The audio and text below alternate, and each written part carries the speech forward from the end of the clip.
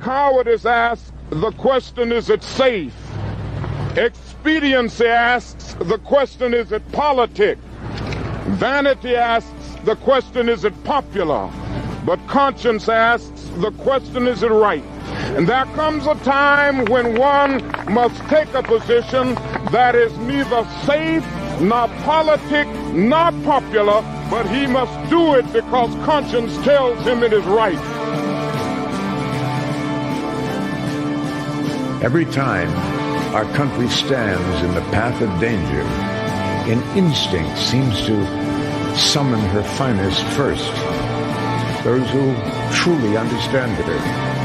When freedom shivers in the cold shadow of true peril, it's always the patriots who first hear the call. When loss of liberty is looming, as it is now, the siren sounds first in the hearts of freedom's vanguard. Fighting for humanity and against globalism, one mind at a time. It's the Freedom Link with Joe Joseph. Well, hello, everybody. It's another exciting adventure tonight. Yes, the 2nd of March, 2024. Joe and Scotty here. And boy, it's been another exciting couple of weeks since we've done a broadcast, Scotty, and the world is still the world. Yes. The world continues to turn, and the craziness continues to get crazier. You know, Boy, and, man, it's hockey sticking. Oh man, yeah, right. You're exactly right, and so. And I also want to yeah. apologize in advance, anybody out there, that if you hear any chaos in the background, hell, you might even see chaos in the background. If you do, yeah, there's kittens running about, and they cause a lot of trouble. So just so everybody knows that, yeah, kind of a challenge here. A lot of kitten chaos going on over there. So. Oh boy. They're climbing my green screen right now. That's not good. Anyway, yeah, so a couple of weeks, you know, lots happened. Have you been following the Fannie Willis drama that's going on down in Atlanta? I've been trying, you know, because you know the past couple weeks that we haven't been on air, I've been, you know, recovering from a weird mystery illness thing, you know, whatever weirdness is going around. But no, I haven't followed it too much. But it doesn't look like it's going too well for Mrs. Willis. I don't know. I don't know.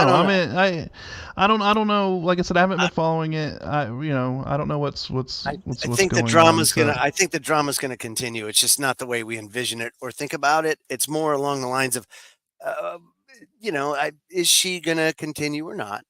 I don't know. I think that she's probably gonna be removed. However, there's probably going to be something that plays out in order to make from that what happen. I've seen, I mean, it's pretty obvious there's a lot of conflict of interest and whatnot that has taken place that does disqualify her from, you know. There's no doubt about it, man. I mean, they got everything. Right. They got her dead to rights, but, you know, it's the race card because they have to, every single time they have to use it when it has nothing to do with that. It's, did you do it or didn't you do it? It's not a black thing or a white thing. Who cares about that? That has nothing. Right. No, like I said, I haven't been following. I mean, what her like argument is, or what they've been trying to twist it into. Yeah.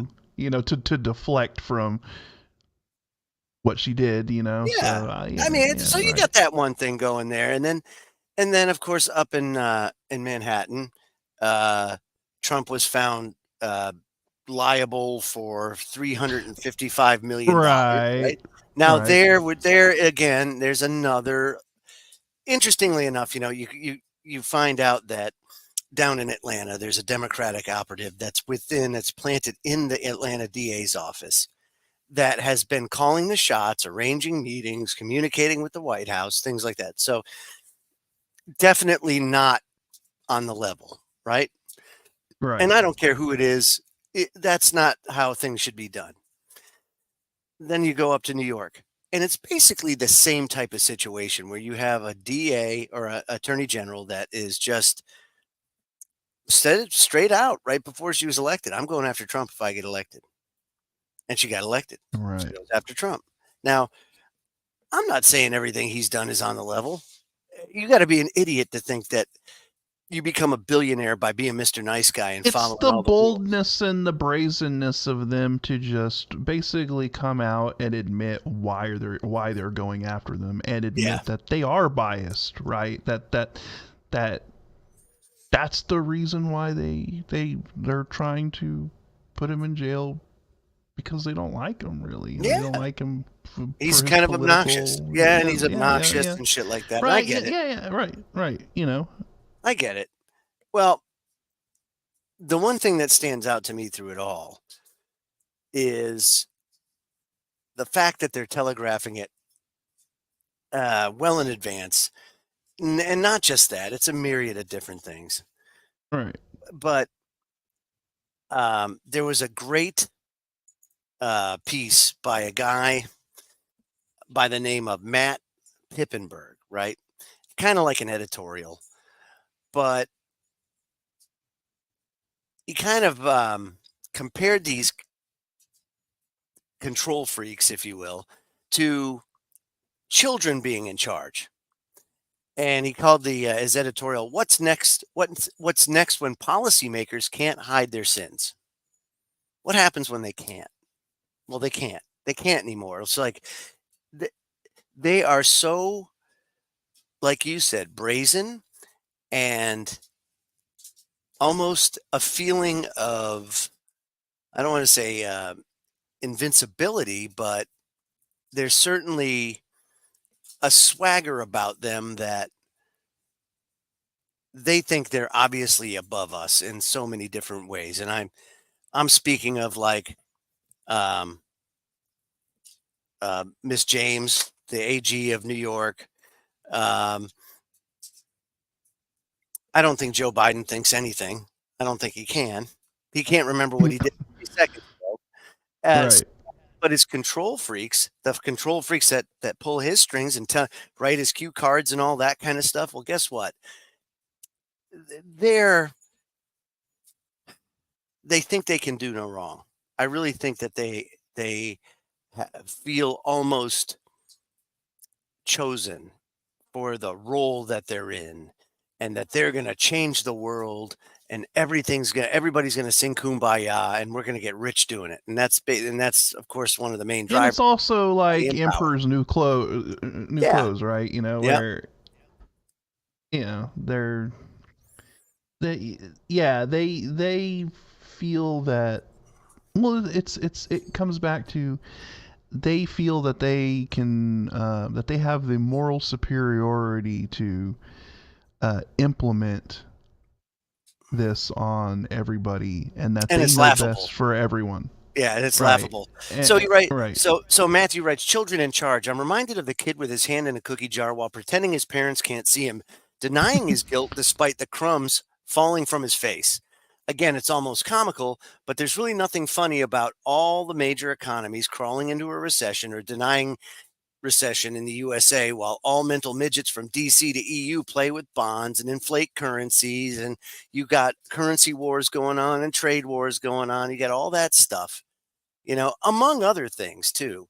You could talk about the Green New Deal, right? Which is absolutely idiotic. It's a waste of money. And all it's doing is channeling resources from the have-nots to the haves. So they're getting all of the resources so they can hoard it and they can control it. That's really what it's all about. And the more chaos you foment, and the more chaotic things become, the more you can take advantage of things, obviously, right? And leverage things economically, and extract money and resources from areas. And that's but think about this. Think about this though, in terms of raping the entire world, the Western world, which is basically what they've done, there's nothing left. It's like, uh, let me say this.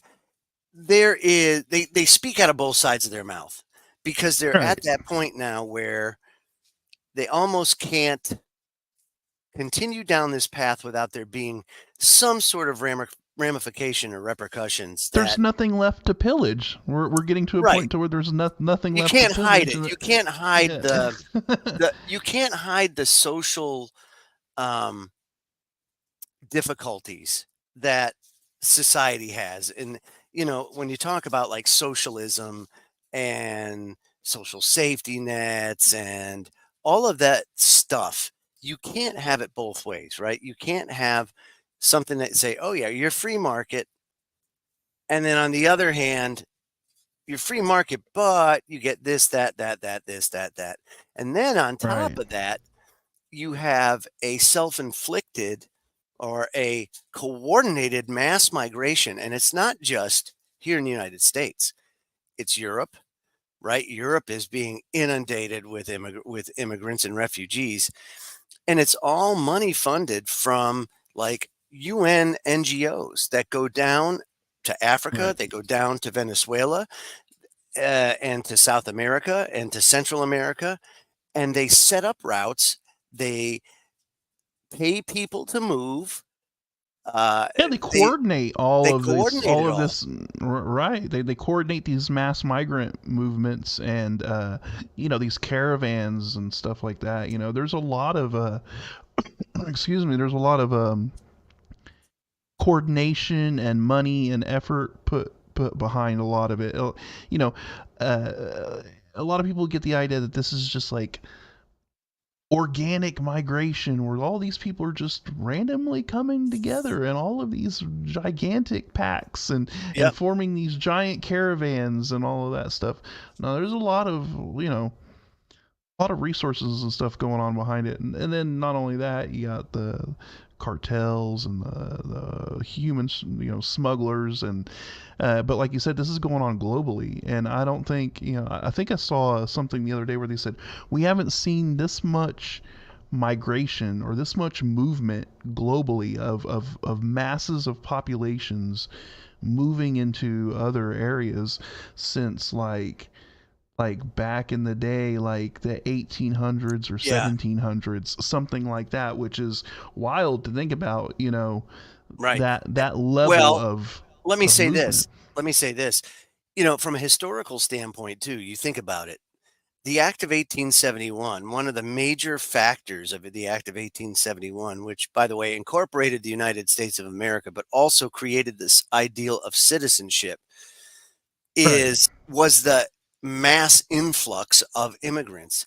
It was happening so fast and so uncontrolled that the cities couldn't handle it. They couldn't handle the influx. They couldn't build things fast enough. The costs were getting out of control. The squalor, the sweatshops, the slavery that was still going on in 1870. All of that stuff, Right. right? It Right. all. That's why they tried to put some controls in place, because they said, "Holy moly! If this happens, it's going to totally overwhelm our infrastructure and the social fabric, because you're instituting that change too fast. And that's what ends up happening. So you have all of this stuff happening where you've got these people moving up. You have laws in place, by the way, that if they were just enforced, things would be Right. Just a lot. enforce the existing Yeah. laws and So when they say that the migration system or the immigration system is broken in the United States, like you'll hear um, President Biden say that it it's broken because they've been instructed to not do their jobs. And you'll talk to a lot of uh, border patrol, customs and border patrol agents, and you'll hear the same thing, that it's akin to the rules of engagement in Vietnam right. or in Iraq, where you know where the enemy is, you know where their resources and their assets are, but you can't bomb that. but you have to bomb that swamp over here, but you can't bomb where the stuff is. And it just doesn't make sense to you. It's just like, what the hell? Well, the same thing is here. You have plenty of people here in the United States right now that are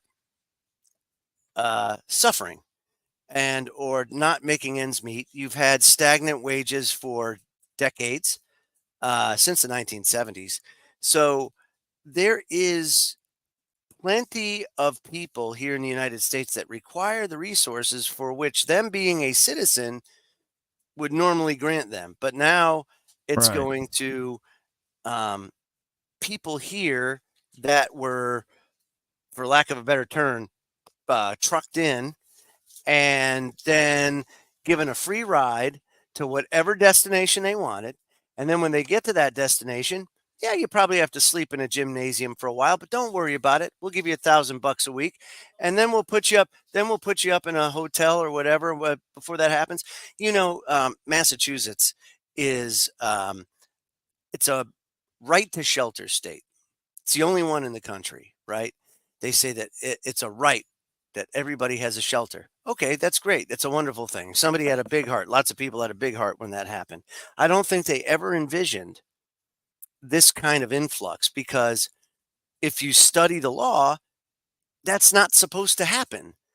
And you should only be dealing with those that are citizens and people within your state population that might be struggling. Hey, come on, Joe. Come on, Joe. Those I know, but there's 75,000. There's 75,000 now. Massachusetts isn't a big state; it's not. But 75,000 emergency housing allotments, we'll say. And you know that right now there's an 11-year backlog, for shelter. So of course, like we talked about, they're going into the taking away the community centers for I was gonna say at-risk kids and all this kind of stuff. And they're sweeping them to the side and saying, no, you guys can't have the only freaking those impoverished African American youth. They don't need they don't need it. The one place that they can go to at least gives them stability. Have stability, right? I mean, it's unbelievable, man. Unbelievable. So yeah, obviously you can see, any dumbass can see that it's engineered, right? But I'll give you some examples, right? And this is the money side of things, right? Like Janet Yellen and Jerome Powell, and just to show you, and you guys all know that they speak out of both sides of their mouth. But in the spring of 2018, Janet Yellen said, quote, "You'll never see another financial crisis in your lifetime." But then again, in the fall of 2018, she said, "I do worry that we are going to have another financial crisis." It's like Bush in 2000, right before the crash, right before he left office and handed it over to Obama, I should say. The fundamentals of the economy are sound. I remember that like it was no tomorrow. I mean, just him standing right now. It's the White House. There's a fireplace behind him. The fundamentals of the economy are sound. Everybody knew it wasn't. Everybody knew there was big problems, but he has to lie. He has to lie, Yeah, right. For his buddies, because that's where all the money goes to. So Jerome Powell, he said the same thing in 2018. There's no reason to think this bullish cycle can't continue for quite some time, effectively indefinitely. Yes, of course. It's just the party's going to go on forever. Yeah, right? The party's going to go on forever, my friend. But then a year later, it's, quote, "The U.S. is on an unsustainable fiscal path. There's no hiding from it." So you know what I mean? It's like, depending on the audience, they tailor the message to the audience. That's really all it is. And if you think about what's going on here in America, we're only one example of debt-laden countries that don't have much leeway left.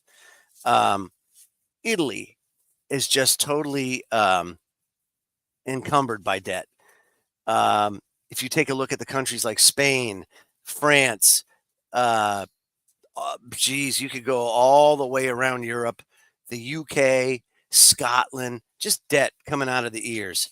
Here in the United States, NBC just put out that the U.S. national debt is rising by $1 trillion every 100 days. Every 100 days. Yeah.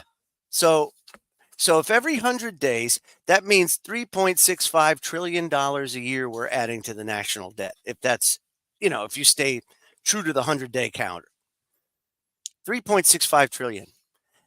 And it's only going to go up. It's only going to go up. I remember a while ago, it was probably like 2014, 2015-ish. I said, we have these historically low interest rates, but history shows that the average interest rate from, say, the Great Depression or the turn of the century, the turn of the 20th century, through the Great Depression and on to present day is about 7.5%. Yeah. So right now we're at the average of what interest rates have been. And I said, if it was just 5%, if the United States had to pay an average of 5% on the national debt, it would cost the government 90% of the income tax just to service it. Well, we're already there. We're already there. If you take a look at what we pull in the income tax, which is really only there now as an income redistribution scheme, and you look at our national debt and what we have to pay in interest, which is now more than what we pay for the military by far. I think it's $1.2 trillion in interest now a year that we pay on the national debt. The national debt's $34.4 trillion as of Wednesday. You know what some people say? It's just a number. It's fiat. It's what it is, and what it will do is it will eventually get to the point where people will not accept the debt. They can't sell it. They won't be able to sell it unless the interest rate goes up and up and up till it's a point where somebody says the risk is worth the investment. That's what you're seeing. That's what you're seeing. And what ends up happening is, if you look at it, it does this, but it's always going up, up, up. And there's a great graph. I'm gonna pull it up here just so people can see it. It truly is a hockey stick that we're seeing happening with this. So really crazy. While I'm pulling that up, I do want to bring my good friend Ken Webb back, because, well, it just wouldn't be the Freedom Link without good old Kenny boy. How you doing, buddy? What's up, gentlemen? Sorry, Hey, man. sorry for being belated to the show. Oh, yeah, sure. And Tardiness, yeah. I do have my camera coming in. Should be in the beginning of the week. So next week I'll have my camera on, so y'all can see my old self. Oh, man. Yeah. Fantastic. Well, we ain't no spring chickens anymore, are we? Yeah. All right, so let's see. I'm pulling it up. Got to have the pulling it up. Let's see. It's just been a little bit. We already got Joe pulling up graphs and dang darn it. God dang darn it. Here we go. All right. So here we have it right here. This is it. Look at this. This just here, October 2022, right? Look at a straight line. La la la la la la. Whoop. That's a hockey stick. That's a hockey stick. It's crazy that it's 100 days. Every 100 days, $1 trillion. And it's only going to get worse as long as the interest rates stay elevated, which is why you see so many people, like your talking heads in the and pundits on like the CNBCs of the world and things like that. They all say, "Well, yes, they priced in 3 interest rate reductions this year," and they're always talking about that, but they don't understand, or maybe they do, and they're just, kind of giving us a little lip service, is that if they do that, you're only going to cause things to go out of control again. So you can't do that. You don't have that kind of policy at a time when the economy is good, right?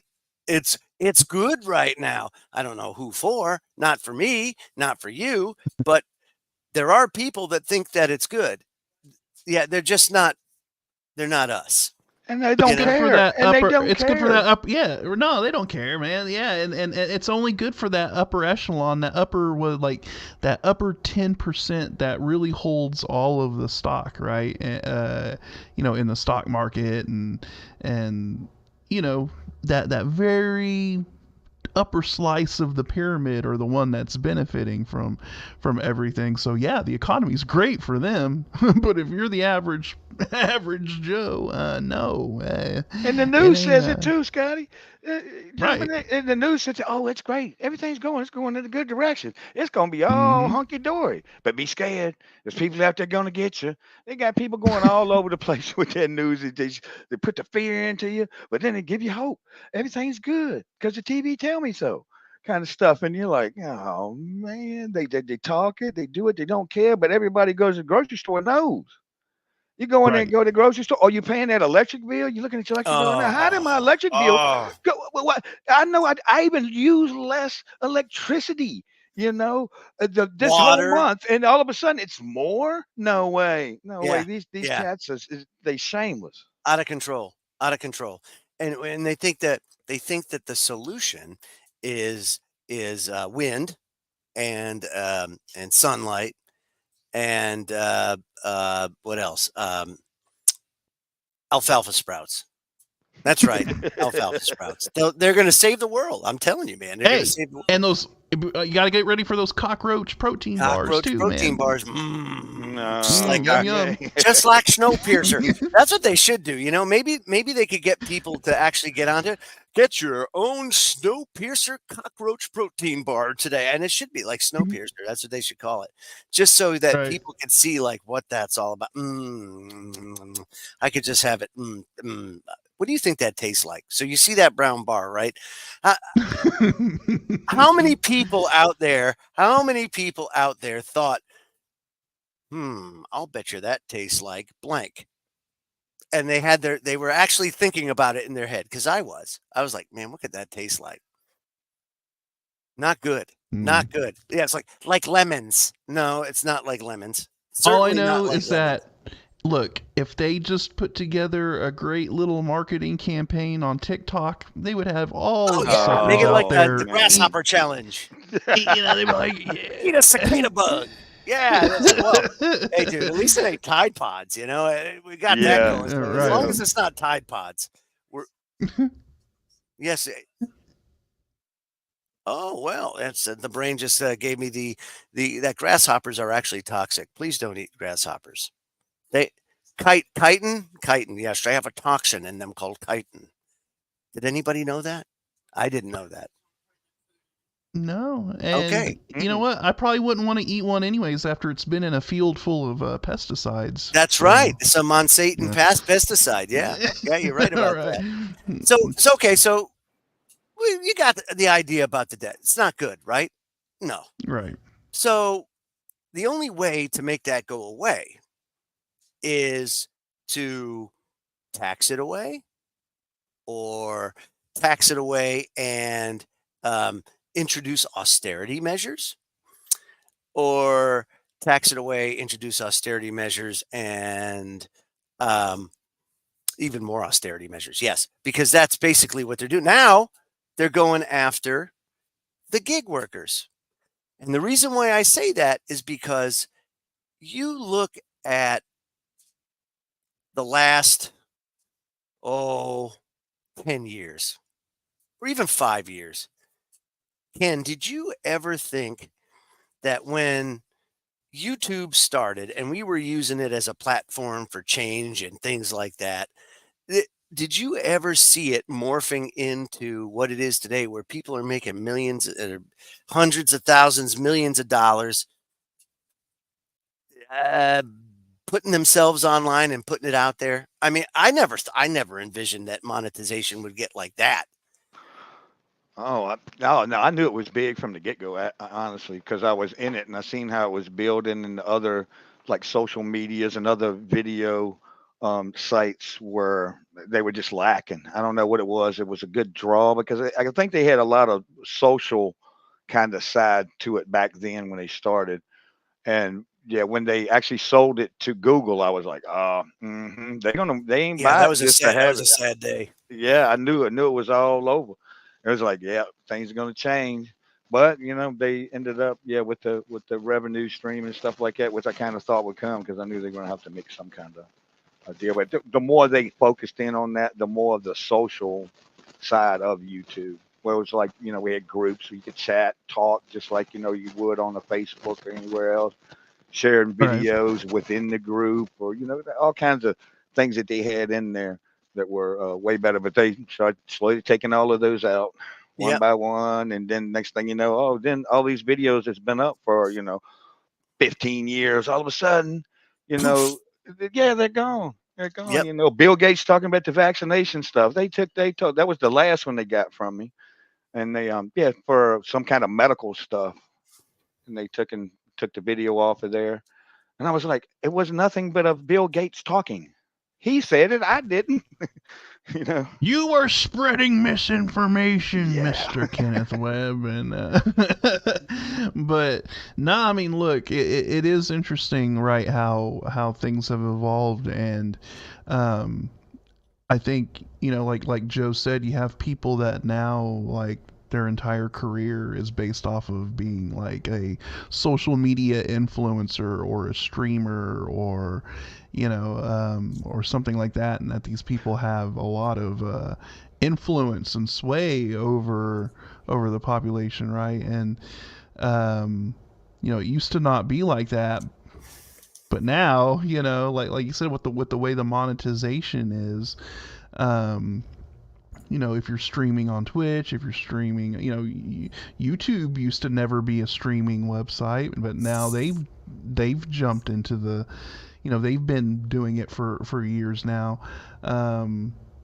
and so um, I think it's like we've talked about before, right? Where um, when there wasn't really much of an incentive due to monetization, it was easier to kind of organically get information out there and whatnot. But now that they have implemented a system to where you pretty much have to depend on them as a revenue source to do what to do what you Well, want to do. and That's that's what I what they did. That's what I did. I did full time YouTube, and right. I made enough Right. revenue, paid the bills, and all of that. And it wasn't too bad on my level, from even the suppression, that they first started giving. But after a while, slowly but surely, it went down But But to, they that can and just was they all can they it went from making a living to, oh crap, I'm only making 2 cents a day. Now how in the right world does they that cut work? they cut the yeah. rug they cut the Yeah. rug from everyone, That's what right? they did. They They pull it out from underneath everybody because that's where the power was. They got people, I don't want to say hooked, but they got people dependent yeah, they got people on dependent on the because that platform was their and on job. that system, right? Yeah. Again, And gig But then work. they'll have something that they'll push up there, but they've always done it. They push their favorites up. YouTube is always, even under the original creators of it, they did that. But of course, they really do it now. It's like you can. So I never envisioned this. What you were talking about earlier, Joe, about envisioning. It is what we're talking about. Yeah. But I never envisioned that. Somebody could just get on there and just knock himself upside the head with a hammer or something a bunch of times and do a bunch of different videos like that, and then all of a sudden they're promoted. They get all this ad revenue for doing it. And I'm just being metaphorical Mindless. right. about the stupidity, Mindless. Yeah. right? Just of the stupidity that I'm like, wow. I even I remember thinking years ago, like, oh my goodness, people are gamers are watching other gamers play the game instead of playing it themselves. I was like, I'm Right. thinking so bad, but I got into it Oh, I too. would I have ain't gonna never. lie. Yeah, everybody I does. watched. yeah, Cool, man. I was gonna say I'll sit and I'll watch somebody play a I game, Oh know, yeah, but me it too. was very but strange. I would have never yeah. imagined, back before that, going like, yeah, I'm gonna make videos of myself playing video games that other Yeah. gamers can No, watch. never. I mean, Never. that stuff's Right, insane. that you can make a career out of sitting there playing video games and have just people sitting there watching you play it. That's kind of a wild And raking concept to think in about. millions and millions, and Right. some of those cats, man, they're hitting every time they put a video of it's 30, 40 million hits or something like that. And I'm like, great time of day. The ad revenue off of that one video alone. Phew, So it's crazy, crazy. The and so internet so went they made a totally lot of berserk, didn't they they? made a lot of people, and they also destroyed a lot of people along the way. Right. And so, well, after a while, uh, the government's going to get wind of that, and people like that, a lot of them didn't think to file it on their tax returns because they didn't really get anything for it, or they may have got like a 1099, but whatever, Well, this is out of the Epoch Times. It says the IRS is getting ready to retrieve potentially hundreds of millions of dollars from Americans who failed to file tax returns. And it says here that this effort is aimed at boosting tax revenue from the taxpayers not filing returns for several years, with the initiative expected to net quite a bit, almost $400 million. They're thinking. It's announced February 29th, so a couple days ago, and it's focusing on 125,000 cases of taxpayers with annual incomes of over 400,000 who didn't file taxes between 2017 and 2021. So, and you think about that, that's about the time that the YouTube and the TikTok sensation started going. TikTok was probably just starting then, or just starting to take hold, but it didn't really take off for the last few years. I just watched something about this actually, which is very interesting. And this is where they're going to rake in a lot of cash. And this is what a lot of people also need to kind of realize is that, yeah, Joe, we have people that are streaming on YouTube and streaming on Twitch and doing that, and they may have been doing that for quite a few years and not filing taxes or whatever. But you know what? That might pale. That might pale in comparison to where the real money from this is going to come from. And it has to do with a very degenerate state that our society is in right now. Yep. But think about all of those OnlyFans girls out Oh there my that have God. been raking in thousands and thousands and thousands of dollars a month.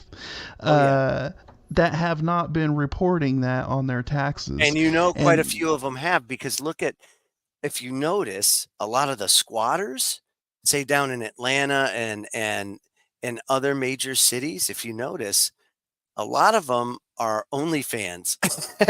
they're filming on OnlyFans in these squatted houses. It's nuts. Right.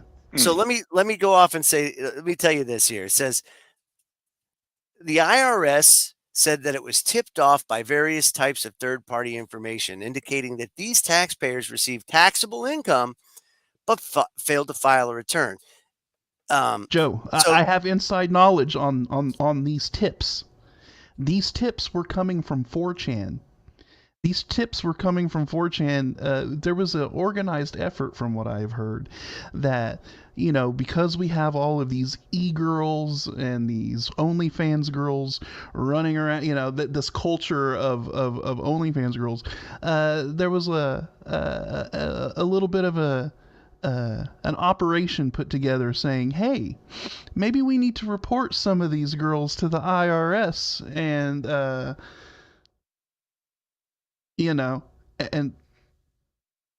you're muted up. There's artificial intelligence, right? Because you can have AI go and comb all the records and start flagging things here and there. And I'm sure that's exactly what's happened, because I know states use that.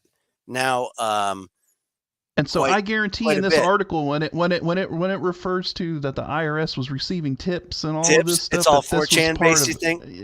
yeah, I think a lot of it is involved or has to do with that. So So information on these taxpayers indicate total financial activity of over $100 billion. And even with a conservative estimate, the IRS believes hundreds of millions of dollars of unpaid taxes are involved in these cases. So, and that's what they said in their February 29th statement. So, starting next week, the IRS is going to send letters known as CP 59 notices to the affected taxpayers at a rate of about 20,000 to 40,000 per week. ooh, there's going to be a lot of OnlyFans A girls lot that are of, not yeah, going to be very happy. not happy. So the agency warned that people who receive the letter should immediately take action to avoid higher penalties and increasing stronger enforcement measures. The penalty of failure to pay is 5% of the amount owed each month, up to a maximum of 25% of the tax bill. And roughly 25,000 of those cases involve taxpayers who made over $1 million in income, while around 100,000 of them pertain to non-filers with income between $400,000 and $1 million. And in all cases, the IRS was tipped off by way of third-party information, including through Forms W-2s and 1099s that people received incomes with the above ranges between the tax years 2017 to 2021. Exactly what you're saying, Scotty. And that's a great example. So, and some of these non-filers have multiple years included in each case. So the total number of Yes. taxpayers targeted by the new initiative will be smaller, really, than the roughly 125,000 letters sent out. But this is the attack And you that know, we've been and like you said, I expecting mean, on the gig economy. right, and like you said, I mean, it's not just the OnlyFans girls, but I know that that's going to be a very significant a portion of it, and it's Of streamers and course, whatnot, and of course, I mean, streamers. look at me, but look, I'm a libertarian, I'm a free market guy. I mean, I think taxation is theft to begin with. Whatever transaction between two consenting adults is between them and the money exchanged. It's not the government's place to take any of that money. So, No, I agree. it might, yeah, I don't care, but. I do think it's kind of funny though how this was kind of like a 4chan organized thing, and it actually did get the IRS kind of going, huh? How much money is being raked in by all these people streaming online and all these OnlyFans girls and all that? That's an untapped source of of income there. So Yeah, no yeah. doubt. No, and we knew it was coming because, I'd say probably about 6 months ago, they put out that, the gig economy is going to get whacked. Mm, And boy, oh boy, right. they're starting high. Thank God for that. And they'll work their way down. Yep. But They'll I'm work glad their way down. they sure will. There's no doubt about that. They're gonna get it, and then poof, it's gone. They Yep. spend it as quick as that. Yeah. It's so bad, man. It's so It terrible. is. So the new compliance crackdown, this is it. The IRS announced 4 initiatives in October that target high income, high wealth individuals, as well as large corporations. And one of these thrusts is focused on U.S. subsidiaries of foreign companies that distribute goods in the United States but don't pay enough tax. These foreign companies, they report losses or exceedingly low margins year after year through the improper use of transfer pricing to avoid reporting an appropriate amount of U.S. profit. So the second initiative was the IRS Large Business and International Division's Large Corporate Compliance Arm, which is being expanded, of course, and will be auditing an additional 60 big corporations with assets worth over $24 billion on average. And if you remember right, when the Trump tax cuts went through, we had the largest or highest corporate tax rate in the industrialized world in the West. And Trump lowered that down. I think it was to 21%. And before it was up as high as like 30 something. I can't remember what it was, but it was nuts. That's not saying that these big corporations need a break, because they don't. What ends up happening is, take BlackRock, for example. They take all that money and they go and they buy up all the housing to create an artificial shortage. And then they gouge everybody on rents. And now you have a cost of living crisis there. There's so many. Oh, right. Yeah. There was a little like a manufactured house, tiny, and it was like $1.2 million in Montana. You're not talking like New York City or No. Los Angeles. $1.2 million for a tiny little Wow. house on a Come tiny on, piece of Joe. land. Come on, That's Joe. You're in Montana. you're Montana. paying for the views, Joe. You're paying for the views and Look, man, and that lovely fresh Montana air. if you saw that house, you wouldn't see what view are you thinking about? What? There's no view there.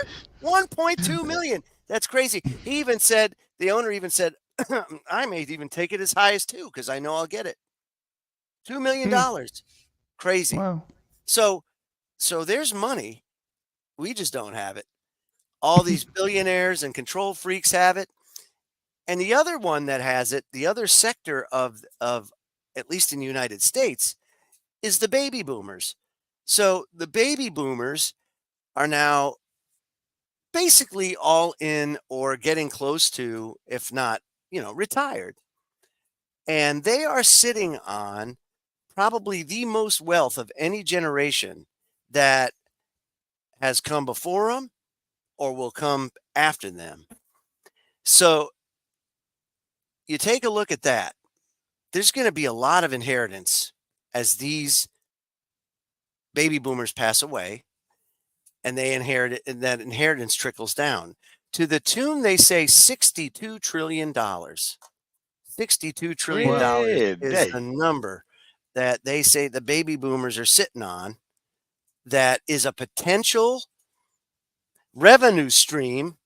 This is the IRS. They have meetings about this, folks. This is what they talk about. Well, IRS is like, that's a the baby juicy, boomers are going to pass away. Yeah, we're waiting for that. I mean, can you imagine having to think this shit up on a daily basis? How the hell, how can we rob folks of more of their money? I need a report on my desk tomorrow morning on this. I just can't. It's crazy. The third initiative involves cracking down on abuse of corporate tax breaks that was repealed several years ago, while the fourth targets individual taxpayers who make over $1 million in annual income and have over $250,000 in recognized tax debts. So while the IRS has repeated and again that its new enforcement crackdown won't target Americans earning less than $400,000, a watchdog said that, yeah, that's not going to happen. They'll break that promise. So the Treasury Inspector General for Tax Administration, which is the watchdog that oversees the IRS, said in a September report that the IRS would have a hard time making good on its pledge of 400,000 because the agency doesn't have a clear definition of high income. And many of its tax enforcers still use an outdated $200,000 threshold as their default. So you take it for what it's worth, but you have a government that is increasingly more desperate for funds. And as interest rates remain elevated, or as they maintain this level of debt in a time when they say that the economy is booming, which we know it's not, right? And they know it's not, but they're going to tell you it is. What ends up happening is you're going to have less and less and less people that are going to be available to buy the debt. Right now, the biggest purchaser of the debt is us through the Social Security Trust Fund. The Social Security Trust Fund owns about, I think, almost $20 trillion in debt. So you take a look at countries like China and you take a look at Japan. Those are like the top 2 foreign countries that buy our debt or have bought our debt. It pales in comparison. They may have $2 trillion. China might have 3. We have 20. what happens when the government has to default? The real people that are going to be hurt is us in more ways than one. One being austerity, right? Because they're going to have to, once you default, you have to basically say, okay, well, the rest of the world's not going to want to do business with us unless we pay an exorbitant amount to overcome the risk that they see associated with it. So now we got to do everything internal. Well, we have the resources. That's not the problem. The problem is we don't have the infrastructure anymore that we had. We used to be the number one industrialized nation in the world. But when labor got too expensive and free trade agreements came around, guess what? Corporations flew the coop and went overseas. So that industrial base isn't there anymore. And that would take time to build up. But if you do that in a time of austerity and crash, you're not going to have all the resources to industrialize unless you federalize everything. And then if you do that, what do you got? You know, that's the problem that I see it like an inevitable, like going down the drain. And there's really no way to fix it unless they find untapped revenue streams, because there's no appetite for tax raising. They tax everything under the sun. You know, you might you might think that you know, the income tax is high, and it is, but you take a look at other countries like the UK, where you have VAT, value added tax, that puts a 21% tax on top of everything else. It's egregious. Everybody's drowning in debt and taxes. There's only going to be so much before people get pissed. And I think we're starting to see it with the trucker revolt and all that stuff. So in hour number two, we'll talk about what's going on down in Argentina, some of the things with Donald Trump. We'll talk about billionaires and how they're building bunkers at great breakneck speed. All of this stuff. And AI, how that's coming along. And that's a big thing too. And then we'll end it by talking about an alien attack. Oh, yummy. I always love a good alien attack. Because, that's kind of, So that just a little spoiler, down in South America, a tribe, not really a tribe, kind of a modernized tribe, if you will, villagers down in South America were attacked by green goblin-like aliens. Goblin aliens. Yeah. Now I have a bit of an idea. I have an idea of what it is, but we'll get into that in hour number two, because that's crazy. We'll just put it that way. It's nuts.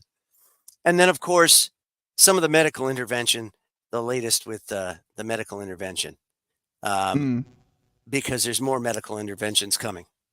And, they just got to keep the stream going, man. They got to make money. Nobody's buying the vaccine. Nobody's buying the updated boosters and all that stuff. Nobody wants it. They know it's poison, right? So no one's doing it. And they can try and blame it all they want, but they did it to themselves. They ruined the whole. Actually, people finally caught on, and we're here now. So these medical interventions are going to have a hard time selling them, don't you think? Oh yeah, right. Like the flu, they said the CDC just said, treat the COVID like the regular flu. I said that's what I was saying all along. Seriously. So when I thought, I was like, okay, it's a really strong flu, right? And I might have had it. I don't know. Get your flu shot. Get your flu shot. I ain't getting no flu shot. I ain't Get getting some none of that. flu I ain't shot. getting none of that stuff. I can tell you that, man. No way you gonna make me put. People got to put the black lights on their face, and you can see the little particles under their skin. Did y'all see that stuff, man? I saw that. I was like, no way. I ain't gonna put that stuff in my body, Jack. Oh yeah, man. And they're pulling tubes of freaking. Did y'all check yourself? Did y'all do the black light thing to look? I had to do it after I seen that video.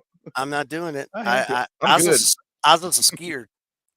Hey, I got a black light behind me. I got some UV lights behind me. I'm good. I check myself. Yeah, Scotty he bathed himself in UV and everything on a daily basis, so he's sterilized. He's good.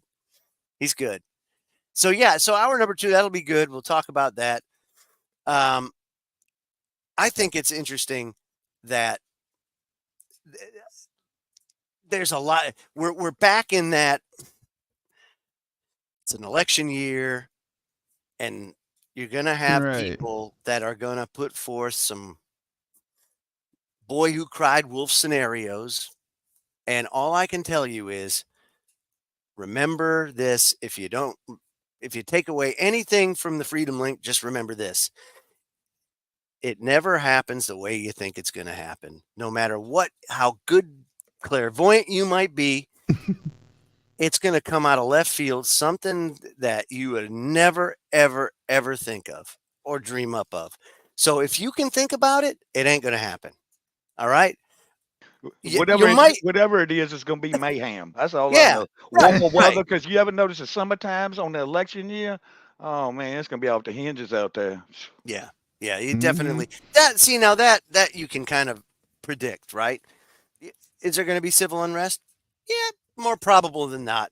There's going to be civil unrest. Is it they're going to play every card in the book that they can? Of course they are. They're going to do it because that's what they do, right? But any of these major events, like they talk about invasions or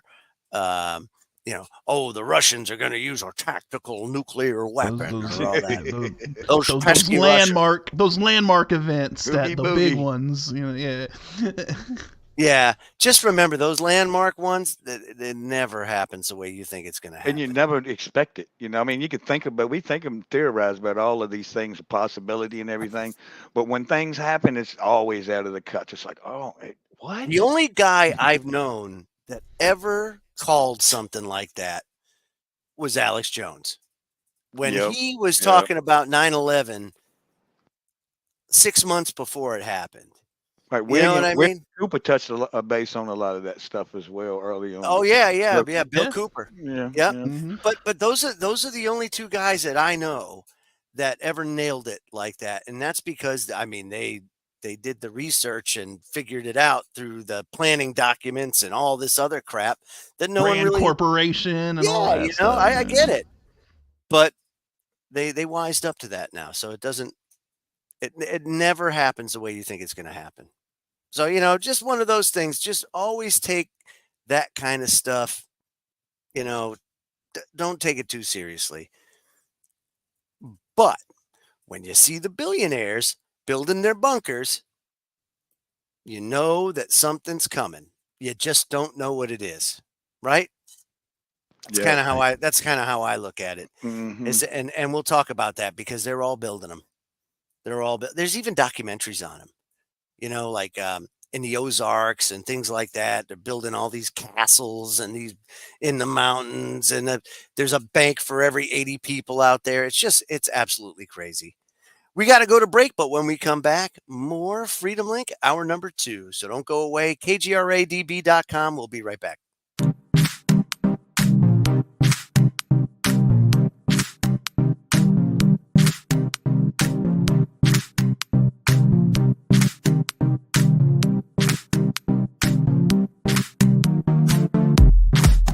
Hey members, the new KGRA DB app is now available on iOS and Android devices.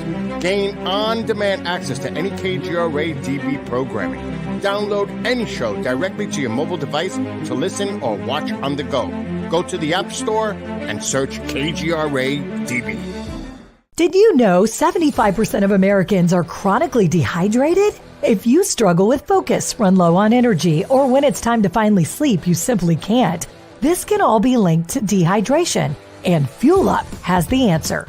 Our proprietary formula contains the finest cellular hydration with the strongest immune-enhancing natural ingredients. The Fuel Up system is made up of 3 different incredibly tasting varieties.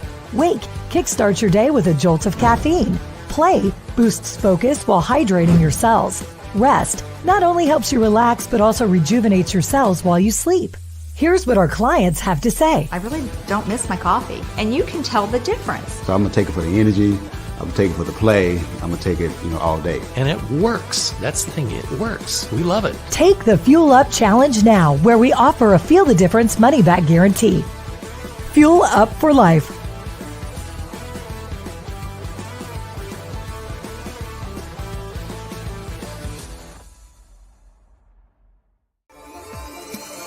You're listening to the KGRA Digital Broadcasting Network. We provide unparalleled coverage of trending news in the world of ufology, cryptozoology, and paranormal phenomenon. Whether you're watching our video live stream or listening to one of our audio programs, you are getting the best from world-renowned researchers and hosts, guiding you through topics the mainstream won't touch. Miss one of your favorite programs? No problem. Head over to the members area at kgradb.com for access to our massive library of award-winning content. Make contact, stay connected, only at kgradb.com.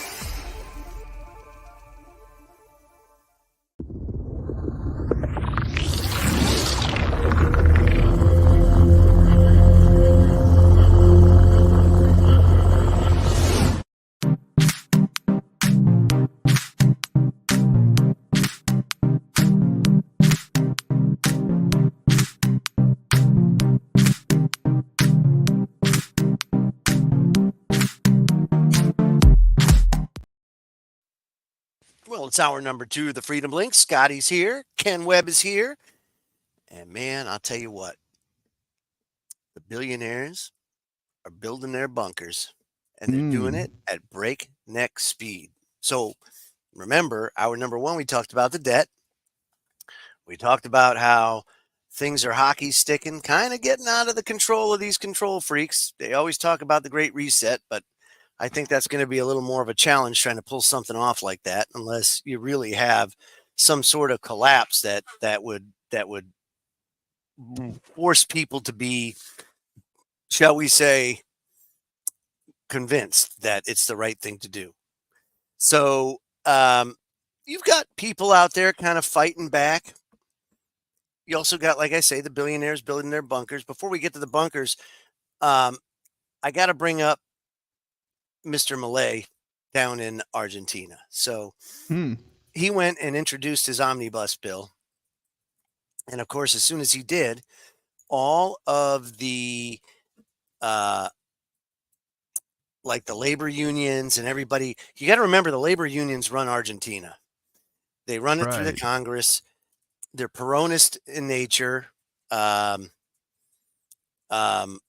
President Kirchner, she was a Peronist. They took that country, which used to be the #1 economy in the Western Hemisphere, and they took it and they trashed it. They destroyed it. And it all centers around socialism. It doesn't work on a macro scale. Why? Corruption. Corruption is just rampant in every one of those systems, because the haves will always take away from the have-nots. It's never enough. You think about it, right? And this is a great way to think about it. A guy by the name of Kent Hovind taught me this a long time ago. And he says, you know, the people that love shoes are never satisfied with more shoes. The people that like speed are never satisfied with more speed. But most importantly, the people that love money are never satisfied with more money. It never stops. It's a hunger that's never sated. It's a hole that can't be filled. And so it just goes on and on and on, and they'll do anything that they can do to ensure that that stream stays a-flowing, if you will. And Malay's going down there to try. He was elected to fix it, and he was quite open. He was quite open about it, that it's going to suck. It is absolutely going to suck to have to pull a country that's bankrupt with 250% inflation. You think 2.9%? Well, let's be real. 15%, 20% inflation. Do you think that that's as bad as 250% inflation? Think about that. You buy something 1 year, and a year later, it's 2.5 times more than it was last year. I mean, that's terrible. So, of course, it's raised the poverty rate in Argentina to upwards of 60%. And Mr. Millay here is having himself a hard time running up against the labor unions to be able to do it. So now you're seeing an argument that echoes something we saw in the United States pre-World War II, post-Great Depression. And that was, you had incredible suffering here in the United States. You have incredible suffering down in Argentina. You had a president in Hoover that didn't see or believe that the government was the proper body, if you will, to come to the rescue for what ailed us during the Great Depression. He thought it was up to charities and corporations to kind of pitch in to help everybody, to lift everybody up. And it didn't happen on a scale that was necessary to help lift everybody up. Therefore, he got voted out of office in one term. And then you had Franklin Roosevelt come in. Now, Franklin Roosevelt was a polar opposite of Hoover in that he believed that the government was the primary mode of helping to raise the level of well-being in society, and went about instituting in his first 100 days many, many, many different programs, a lot of which were struck down as unconstitutional. But basically, they threw everything to the wall, hoping that something would stick. A few things did. One of them was he wanted to expand the Supreme Court because the Supreme Court kept striking down all his programs. Well, that didn't sit well with a bunch of control freaks, primarily like the DuPont family, the Bush family, the Fords, the Guggenheims, the Rockefellers. Mm. And they conspired to basically install a fascist dictatorship in the United States. And it's not something a lot of people know. It's not something that's in our history books. But there was a committee, the McCormick-Dickstein Committee, that was put into place that investigated it to some extent before the money was pulled away from it, and it was shuttered before things could get too out of hand and too many people in high places were trashed. And the reason why they shuttered it, it was because it was so bad. There were so many people involved that they felt it would do more damage to put it out there and seek justice than to just sweep it under the rug, make it go away, and slap them on the wrist. And that's exactly what happened. So you look at what Millay's doing now, it's very much like what Roosevelt did, but 180 degrees out, where he's saying it's not the role of government. He's playing the Hoover role and saying it's about a free market. You have to let the free market dictate the economy. Right. A libertarian stance on it. I don't think Hoover ever had a chance to really do anything because it really happened in the last year. It happened during an election year. That's about as bad as it's going to get. Right. You go and look a little further, those same families that were involved in that were the ones that supported Hitler to put Hitler in power in Germany. All of those families were pro-Nazi or pro-Hitler and secretly funded him. You know, you had the Warburg family, Paul Warburg, as the CEO of IG Farben, now Bayer, who were exterminating all the people in concentration camps. They were involved at every single level, some more passive than others, but all involved nonetheless. Prescott Bush's assets were seized under the Trading with the Enemies Act. And the only reason why he wasn't prosecuted was because they could not find a good path to prosecute the founder of the USO after World War II, and do so in a way that wouldn't mess the country up. They thought, oh man, this is bad. Everybody thinks that thinks of the USO as like, this big, and it is. It's a great organization, but you take the founder of that, you're going to trash them like that. Oh my God, it's not going to go good. So what did they do? Isn't it interesting how everything comes full circle, right? Because, where did a lot of the former Nazis run off to after the war? Oh, Argentina. So it's and so it's just it's interesting how all of this is played out. That's right. So anyway, Millet, if you see here, this is France 24. He basically said, we're going to change the country for good, with or without the support of political leaders, with all the legal resources of the executive. He says, if you look for conflict, you will have conflict. And that's basically, it says here, the recap of his first 82 days in office, where he devalued the peso 50%.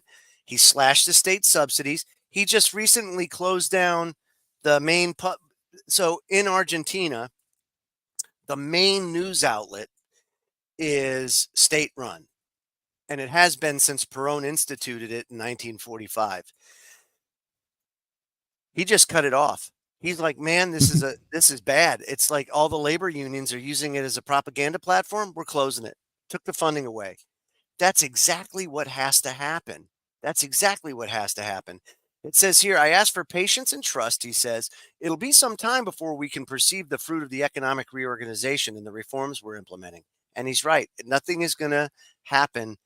And I remember, Ken, you remember the Ron Paul revolution and how he would talk about, in order to reverse the damage, you have to go through a period of pain. It's going to suck for a couple of years to straighten everything back out. I don't know if it's a couple of years now. $34 trillion. I don't think that's a bill that's going to be very hard to overcome. Mm-hmm. I don't know. Do you think that we could have a guy like a Millet come in and turn things around, or is it too late? Oh, I don't know, because what we're seeing and what we're hearing about, the information that we get, I think it's a lot worse than we even think it is. Really, I think it's a lot worse.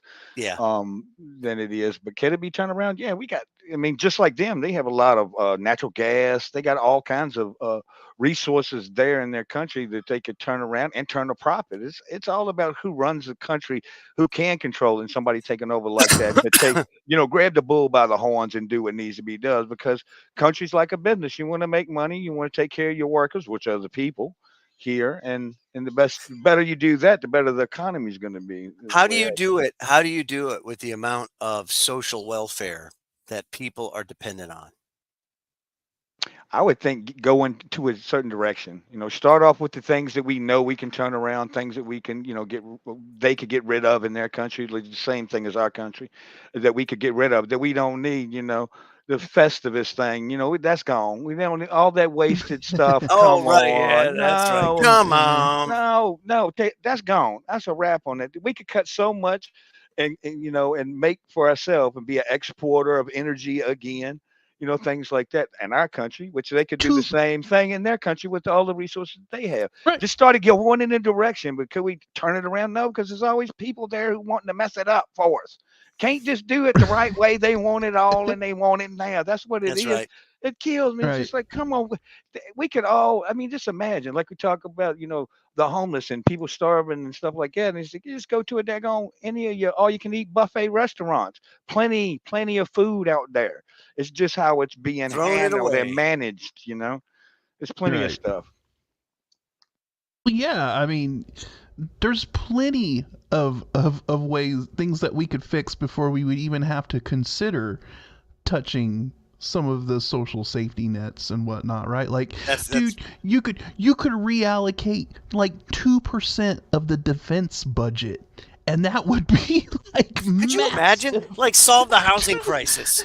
You could That's right. solve the housing crisis with like 2% of the defense budget. We're gonna close half of our military bases, just half, not all of them. Right, But you we know, I have mean, just over 900 bases in over 160 countries. Let's you close want to half. talk about being able to like actually redistribute wealth to where it really needs to go and money where it needs to go, right? I mean, you know, Exactly. you look at where our priorities are at as far as where money is funneling into and where it's going to, and yeah, I mean, we could literally solve like almost 100% of our problems. Uh, you know. It reminds me. It You reminds me know, of when Pope Francis went into the homeless shelter the time he got elected on Christmas Eve or Christmas Day, and he goes out and he's everybody's kissing the ring and all that, and he's handing out sleeping bags, 24 of them, 24 sleeping bags. You got a guy sitting on riches beyond your wildest dreams, priceless stuff. All the gold. Look at St. Peter's. We got meltdown St. Peter's Cathedral. I get it. It's old. It's history. Take pictures of it, okay? Take pictures. And we melt it all down and we sell it and we scrap it and solve world hunger. You know what I mean? We could do that. We could do that. That's just one example. It's a little extreme. I get it, but it's one example. You could do that. Ron Paul used to say, well, you know what? Department of Education. Here's a great statistic here for you. So 1953, the Department of Health, Education, and Welfare was established. And so at that time, the United States was by far and away the number one country in the world in reading, in writing, and in science, or reading, arithmetic, and science. And you fast forward it to say 2018, and you guys can look this up. Anybody can look this up. OECD. The OECD is a UN based organization that measures this stuff. They rank all the countries by a measured of standardized testing. And I think we were like 26th in the world in reading, and like 31st in the world in math, and 36th in the world in science. So we just plummeted. Government took over and it destroyed it. Government takes over social welfare and they destroy it. Everything they put their hands on, they destroy. It turns to crap, right? And that's the thing. It looks good. It sounds good on the surface. But whenever you have an organization or a country that's so big, and that's why I always say socialism is great on a micro, real small, where you can keep tabs on everybody who has a job that's a part of that system. If it gets too big and you lose sight of people, you will have corruption and it will bankrupt you and it will destroy your organization from the inside out. It spreads like a cancer. Look at China. China has cancer cities. 100% of their cancer villages, 100% of their inhabitants get cancer or have cancer. 100%. Think about that for a second. Think about that. They're more concerned with profits than the health and well-being of their own neighbors. You know what I mean? And it's like they're killing themselves over there. Yeah, that's right. That's right. It is. It's a polluted mess. And it's all because of greed, right? But then you got the pendulum swing the other way over here. We can't make anything because we're so bogged down in regulation. And those regulations are put in place from these NGOs and like the Sierra Club and all that. They get kickbacks for every freaking green project that goes on. It's all money shit, ring knocking and handshakes and behind closed doors. It's all that stuff. And it's because the system, the United States, the corporation is too big. It's too bloated. And you can't keep tabs on the level of people, on the amount of people that are out there, and it inherently gets corrupted. It's terrible, but it's a fact. It happens every single time. Every single time.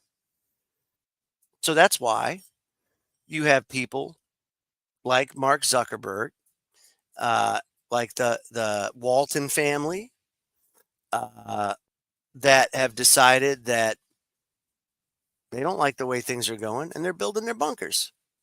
They're building their bunkers. I wonder how much their bunkers cost too. I bet you these things are strapped. Probably got pools in them, got full nightclubs. They probably got all kinds of stuff Oh, up in yeah. there. Check it out. Check it out here. It says in a December 2023, this is phys.org. Billionaires are building bunkers and buying islands, and they're prepping for the apocalypse or pioneering a new feudalism.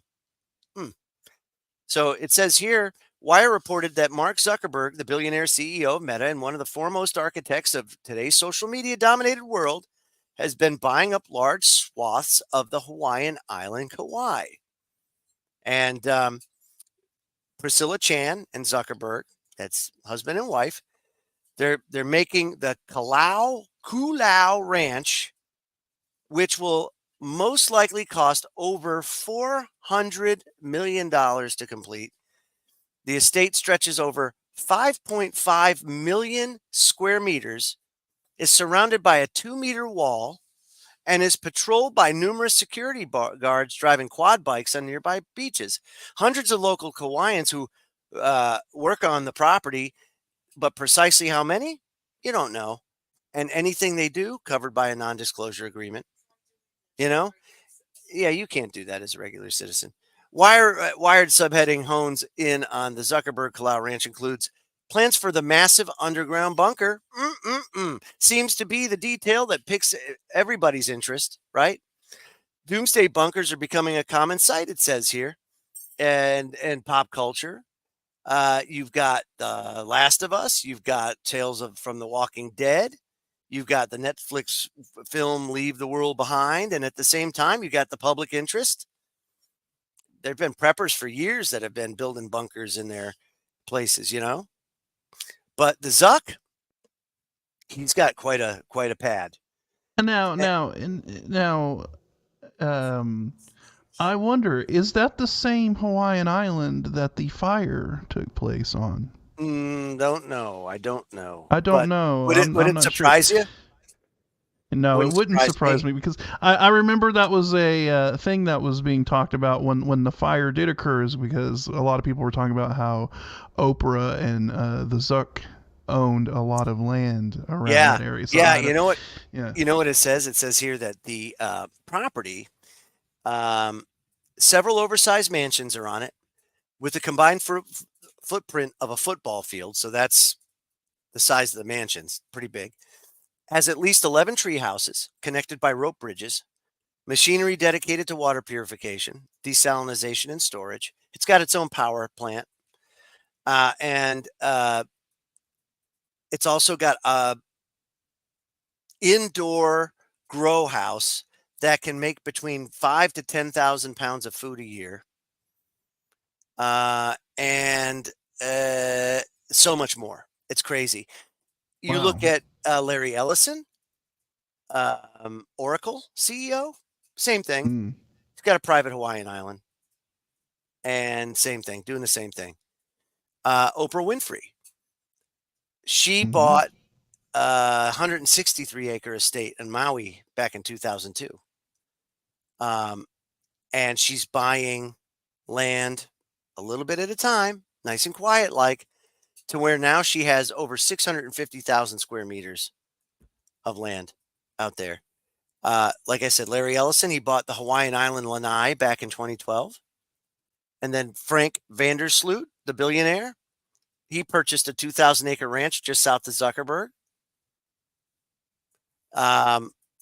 Sergey Brin, he has his own island. I think it's out like New Zealand way. It's out in the Pacific. They're all doing it. And then, of course, you have the Waltons building their bunkers in the Ozarks, and many more. You can look that up. There's some crazy, and I don't know if they're on YouTube. you have to kind of do a little search for yourself. Sounds like a lot of these cats don't want to be on the mainland when whatever happens, right? They want to be like off, isolated in the Pacific somewhere. Yes. You know what I mean? And so it's like, makes you wonder. I'm trying to see if I can find some of those videos that I saw on these bunkers, and specifically the Ozark one, because man, it was crazy. Yeah, I remember like there was a lot of activity of them, building stuff in the Ozarks or different, Whenever I hear, sorry, go ahead, Chris. No, go ahead, man. Go ahead. No, I was just gonna say every time I think about that, people, especially all those top cats, getting stuff like that off, it always make me think, man, they know a meteorite gonna hit us. I mean, an asteroid or something's gonna crash into the planet in like 10, 15 years. It's like almost you think, did they know something, or they just, it might be a fad for them. Well, I got my underground bunker. Look, something like that. Me and Joe have talked about this quite a bit. Where, I think the elite, the powers that shouldn't be, I think that they have a pretty good understanding, or they have some knowledge of something that is coming down the pike, something that is going to occur, at some point, that is going to be some kind of a catastrophic event. And, obviously, yes, they don't want to inform the population, obviously, because of mass panic and outright chaos, but I think that they quietly know that something is going to happen. Now, what is it? It could be like you said, Ken. Maybe they know that there's an asteroid that has a trajectory that's coming this way, and they just don't want to tell anybody about it, right? And they're just gonna silently kind of prepare and hope that maybe they're the ones that are able to survive, be the ones to emerge from the bunker and restart civilization or whatever, who knows. But or they know that something crazy could happen, like a pole flip, right? We've been talking about the magnetic poles drifting and acting weird, over the past 5-10 years or so. Maybe they know that something crazy like that's going to happen, and that maybe the pole's going to flip, and we're going to see a lot of natural disasters and craziness go on with maybe those crust of the planet, shifting or whatever. Maybe they're pre-planning their position on the planet, right? To where maybe they have this thing gamed out of where they know that the crust is gonna turn. Maybe the planet rotates and moves to a different location. Who knows? But there's a lot of consensus on a cataclysm coming. Right. And then you also have, not only them building bunkers, but this fascination of getting back out into space and getting to Mars, getting off the planet. Why is there such a rush for that? A lot of the, explanation for it is, well, it's private corporations now, and space is an untapped, economic, development, a resource for, economic development and mining asteroids in the future and stuff like that. But I think there's more to it. There seems to be this crazy rush to get off the planet and to establish a colony or whatever on Mars, which is insane, because if you think about it, right? What happens? And who are going to be the first people? Okay, like so say we get to Mars, we get a colony going.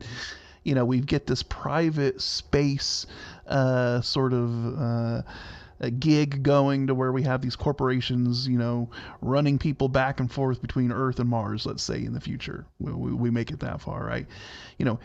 In the beginning, who are going to be the people that are going to be able to afford that? the very top, tippity top echelon of society are going to be the only ones that are going to be able to afford to book a trip to Mars, right? And why would you, out of curiosity, why would you want to? Why would you Excuse want me. to? Because if you think about it, right? Right. We know something is going on because whatever's going on is affecting all of the planets, not just us. Right. Right. So leaving to another planet in the solar system is not going to save you, because you're going to be, if anything, probably more susceptible to problems, the same ones affecting the Earth, that's going to make it Right, tilt just 90 like if degrees or you're do whatever. right, just like if you're running to a bunker and a tsunami overtakes where your underground bunker is. That Yep, ain't gonna you got to help you breathe, very don't you? much, right? So they think that they think that they're God and that they can play God and that they're above God and that they're immune to everything, and that whatever they do is they're going to be the survivors of the situation. They know better than everyone, and that they can cheat death, and that they can continue all of this going. So yeah, let them run around, let them build their little bunkers, let them try to fly off to Mars and whatever. But hey, if the sun decides it wants to shoot off an X10 whatever flare and just fry the atmosphere of not only Earth but whatever else in the solar system, it ain't gonna help you, right? And Nope, so it's not going to help you. And they're getting more and more brazen. A lot of their tactics. Remember, all of this, you've got people with a lot of different resources that have access to a lot of cutting edge technology, stuff that only the government could have, or maybe they have. You have to that's what I'm remember that saying. it So it's like, what far do they exceeds know? Right. anything that we have. So here's another interesting thing, and I want to spend some time with this because I think that we've seen over the course of, say, the last 70 to 100 years, a lot of UFO sightings that are attributed to foreign or space aliens or something like that, right?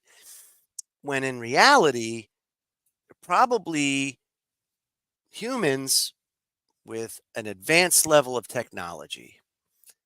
And so there's a mining community, a village down in the Amazon, and last year during the summer there was a spat of attacks, and a 15-year-old girl was attempted to be kidnapped, and they swear it's aliens that are doing it, and they describe them as like Green Goblin type, tall, um, wearing that body armor on a floating platform, and they're actually like attacking the villagers, and in some cases taking them, and they're not Whoa. seeing these people again, right? The government says now this is the government says that it's not aliens at all. Instead, it's just miners with jetpacks. Now, how many miners have you seen that wear No. jetpacks? And furthermore, typically when you mine something, you're doing it in the ground, not in the air. What the hell do they need jetpacks for? See, they don't Not even try anymore to tell people. They just make something up. Yeah, it was some miners on jetpacks. miners That's what and it was. jetpacks. Yeah. So I got to tell you, this is a real story.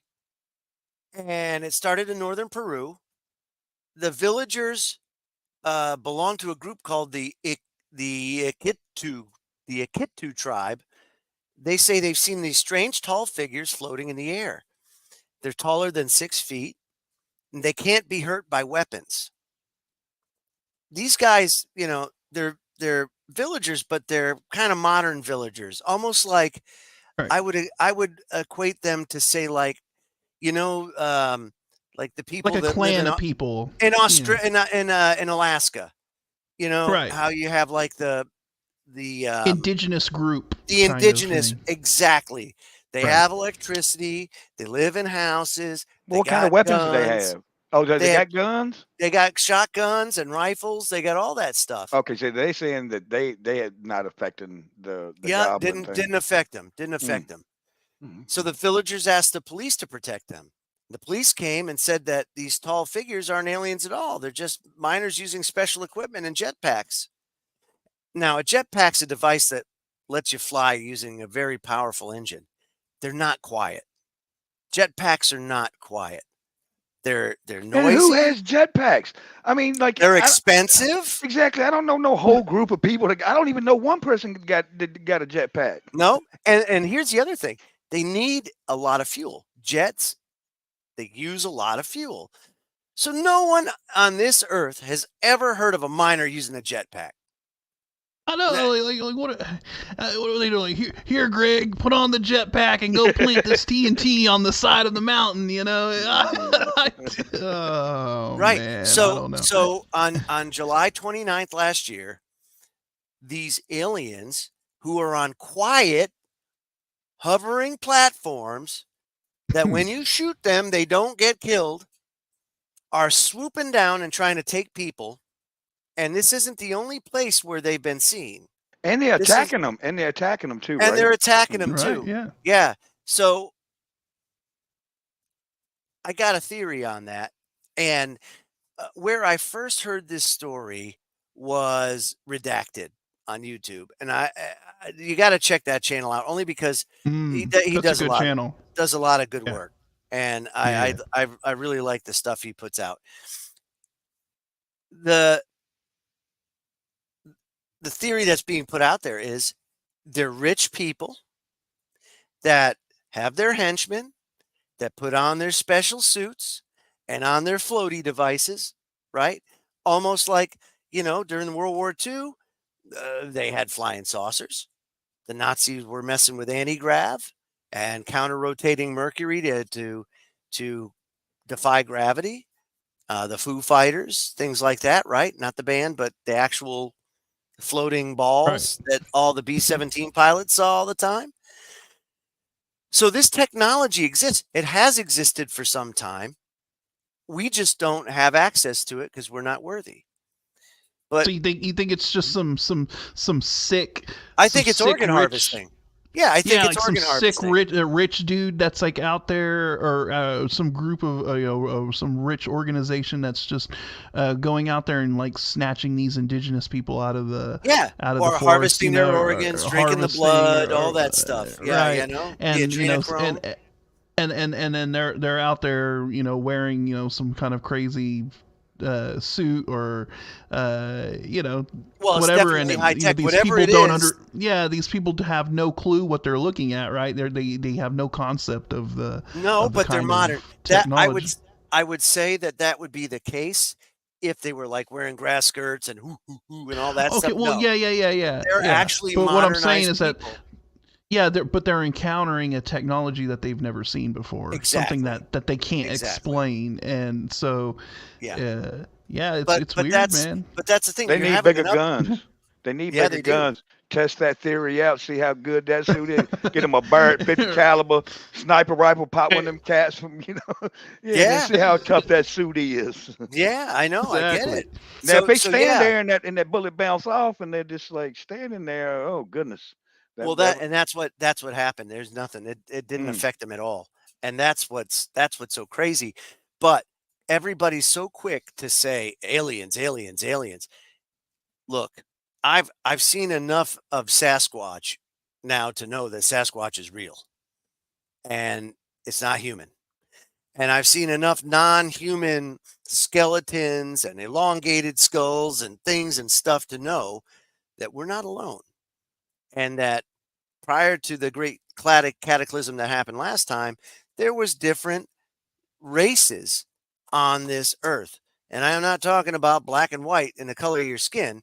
No, I'm talking about different races. There was humans, There were these elongated skull MFers. There was fuzzy creatures, right? That smell like death, worse than death. So I hear. And but they're very real, and they still exist today. And through the use of technology, we're getting more and more. I don't think that the sightings are happening more frequently. I just think that we're able to capture it now. I think that we're seeing things because we have electronic eyes now that see things for us, whereas before Right. that didn't happen, you know. But you talk about like guys up in Canada trying to build a bridge, and they're making a bunch of noise, and you piss off the Sasquatch, and the Sasquatch goes out one day and takes the cable to the bridge and snaps it in half, you know, and then oh shit, the bridge is ruined because now that's an expensive ass cable. This guy just snapped it, like bam, snapped it. Yeah, yeah, to cut them, right, to cut them. And this guy snapped it. Yeah, and he was big. And you should hear this whole. The government actually put out like a report on it and a news conference, and basically said, "Well, you know, this person is incredibly tall, very physically fit, probably an outdoorsman of some type." And I'm just like, he's the ultimate outdoorsman. It's Sasquatch, yeah, right. That's And so really what it is, yo, man, you pissed me off. Here I was trying to take a nap. I'm trying to sleep in my little wood hut, you know, and you guys are making all this racket. Hell's no, I'm coming out here. Hey, you bust know, your shit up. Going back to Did it this thing in Peru, though, I mean, it is pretty bizarre, you know, and you know, it also for some reason it put the image of the Green Goblin in my head. You know, me too. Well, that's where they know that because so the government of Peru put a federal building, if you will, in their village, and so that's where they go to do anything like internet related because there's an internet, like say a hotspot there. So what you'll see is a bunch of people outside that federal building with their phones, and they're watching movies or they're watching videos or they're doing their thing, but it's all around that. And then they have like family nights, if you will, where they watch movies. So they know the Marvel universe, they know the DC universe, they know about all these things. They're up to speed on that. So it's like I said, it's not like they're an indigenous tribe that they've never seen it before. Who it's gods, you know, from the sky. No, it's not like that. They're like, it's the Green Goblin. What the hell? Why are we being attacked by the Green Goblin? This is nuts. You can in depicting this, okay, just say it was, you know, one of the miners with a jetpack or somebody running some kind of operation, you know, for organ harvesting or something like that. But okay, well, these dudes came down, 6 foot tall dudes came down and took the kids, jumped on some kind of floaty thing, and they were gone. You know, I mean, but no, they saying Green Goblins. Okay, yeah, well, they say that because they had the suit and the helmet, and you couldn't was tell it green? who they were. No, I think they said it was silver. They were like armor, but it's shaped like a goblin, like tight, like just like the Green Goblin. Yeah, it's nuts. But watch that Redacted. I'm telling you, man, it's a hell of a story. And what was the name of the guy that went down there? Yeah, Timothy Alberino, who used to work with Steve Quayle a lot. He went down there and investigated it for himself. So he's got a lot of footage and a lot of interviews with the people that were there.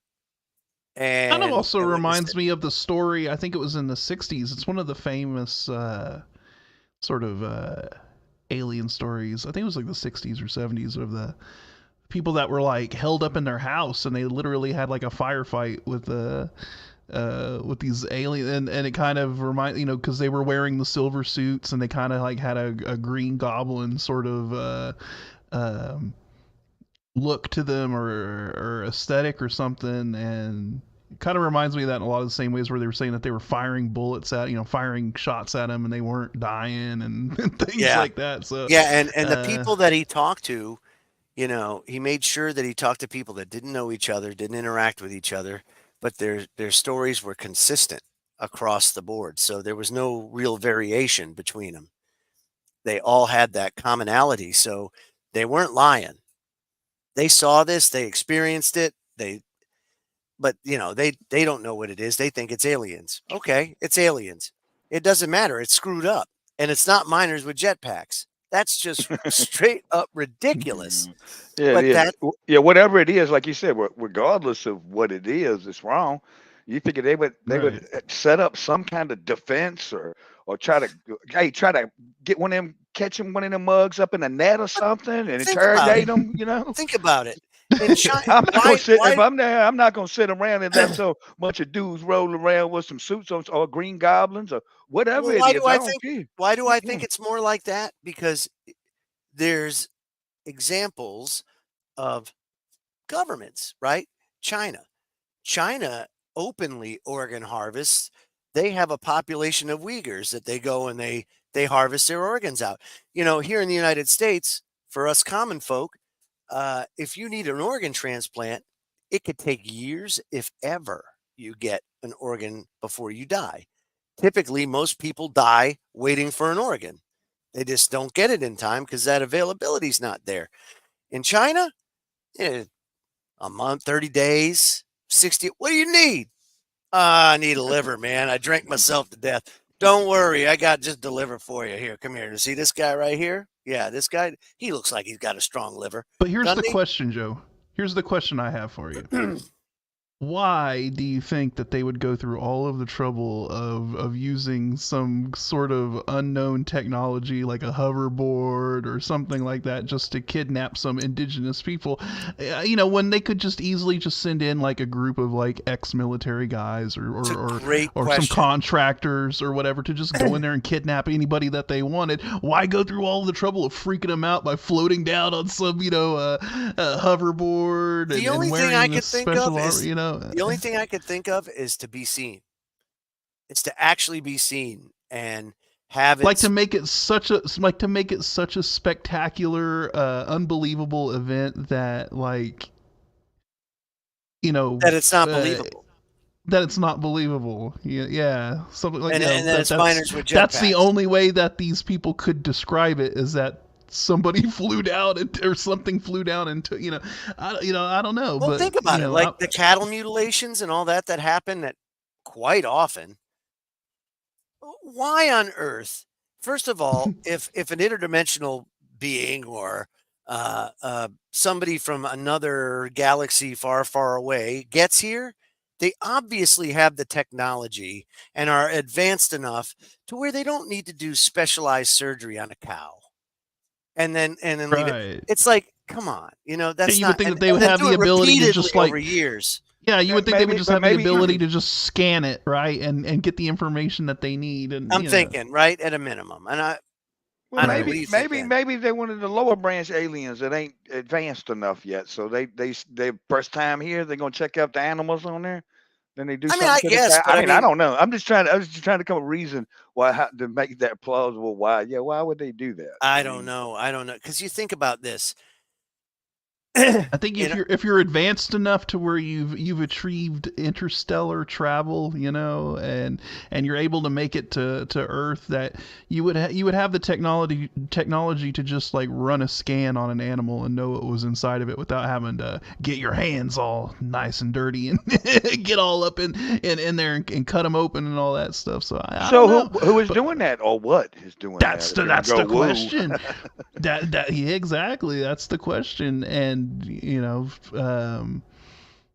you'd have to be really sick to just go out there and do that to an animal. Period. This old human, I'm going to make up this little thing, and they'll come with the news crews and film this or whatever. And I mean, but the reasoning is like, why? Why would you do that to poor cows? So it's got to be something. I can't just be. What if we're not even dealing? What if we're not even dealing with aliens? What if we're dealing with something supernatural, like demonic, or something like that? Right, and so when we get into that realm of conversation, I don't think we can get into the mind of a demon and understand what their motivation is and what they're trying to do. And if you have like these cattle mutilations and animals being all torn up and just weirdness like that. I mean, if we're talking supernatural kind of phenomenon, then I think that's a whole nother can of worms. Other than just aliens coming down and doing it. That's right. That's right. So yeah, that's why I think it's man. It's man. It's not demonic. Not demonic. It's not aliens. It's man. And it's just rich bitches trying to get their organs or whatever they're trying to do. I think it's pretty sad that we're at that point. I think it's pretty sad that we're at that point in this world, but we are, and people are going to inherently do what people do with money and power. It corrupts, and they think that they have the run of the place, And so what's going to happen? I don't know. It's crazy. The world is going to hell in a handbasket. The world's going to hell in a handbasket. It's going so crazy, like it could be actual green goblins. I mean, as far as I know, because I wasn't there, right. So I don't know. And the world does get crazier and crazier.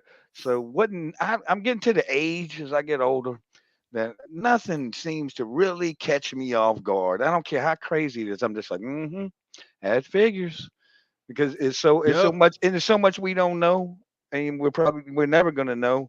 I mean, just about the planet, things that are here, different levels of the atmosphere. I mean, there's so much, because I know I haven't been everywhere, so I don't know. Like aliens, extraterrestrial aliens, I don't know. I never met one, so never seen one in person, so can't really say. I can only go with the possibilities on the different theories of things, because I really got to understand that I really just don't know for a fact. And so No it one could be. does. No one does. That's Yeah, exactly. that's the thing, and you can think you know it. You can think you know it spot on. You're going to end up knowing that you are nowhere near the truth. I And know. that's why How many times have when we reached that conclusion? How many times have we each reached that? I know. That's right. That's why you Right. just got to have a humble heart. Just have a humble heart, and Almighty show me the truth wherever it takes me, and that's where I go. And that's it. That's it. You could debate whether the aliens are real or not. I don't care. It's not going to change the truth one way or another, what you think or what you don't. The Just truth as is going to be the just truth. on them hoverboards, all they knew is that somebody That's was coming it. to take it, whether it was the Hoverboards and man, we miners or shot. the Hey man, leprechauns or whatever I it is shot. on the thing. I shot that dang thing. I tell you about 25 times, and that thing didn't do nothing. I just don't get it. Hey, it happens. The Green Goblins with suits. We're in that day and age. What can I say? Yep. And we're almost out of time.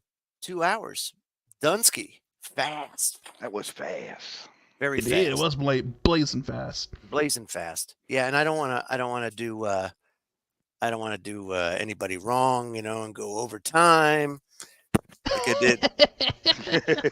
Because my clock is off. So yeah.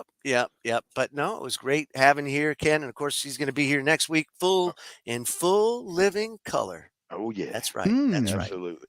That's right. Any parting thoughts, gentlemen, before we end this episode? Go ahead, Ken. Yes, So, Ken. You always have a good. Watch out for the Green Goblins or the miners with the jetpacks. Yep. That's rule number one. You got to be looking out for. And if you shoot them and don't do nothing to them, get a bigger gun. Okay. Yeah, get a bigger gun. Step it up. But anyway, yeah. Even a Tesla death ray. It's been great hanging with you guys again. Yeah, man. Today, and I can't wait for next week. Yeah, and please support KGRA. Go to kgradb.com. Get a membership. Enjoy all of the great episodes and podcasts that are out there, especially the true crime stuff. Man, I tell you what, that true crime stuff is off the chain. Off the chain. They're definitely doing some good things over at the station, and I encourage everybody out there, support independent media, because independent media is where at least you get people that are honestly searching, Right. whether or not they're in left field, that remains to be seen. But at least, you know what? They're following their heart and they're searching, and there's some great content, excellent content not your CNBC and your crap mainstream media. So with that said, we are out of time. Have a great week, folks, and we'll see you next Saturday. Good night.